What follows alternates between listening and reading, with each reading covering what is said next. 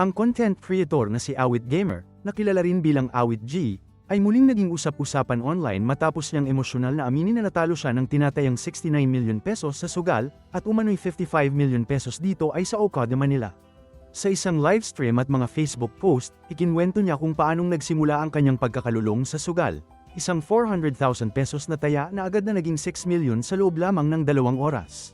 Kinabukasan, sinabi niyang nanalo pa siya ng 12 million pesos at kalaunan ay naging VIP at nabigyan ng black card.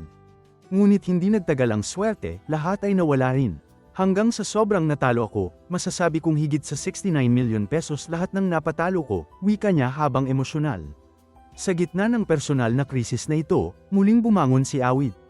Ngayon ay nagtitinda siya ng bagoong, fermented shrimp paste, sa halagang 140 pesos kada bote at mga pre-loved items para matustusan ang pangangailangan ng kanyang pamilya. Nilinaw din niyang hindi siya nanghihingi ng tulong, hindi ako nanghingi, umutang ako at babayaran ko yun, aniya, at idinagdag na hindi niya inabala ang kanyang kapatid na si Wamos, na isa ring kilalang content creator. Ngunit hindi pinalampas ang kanyang mga pahayag ng walang pagtutol.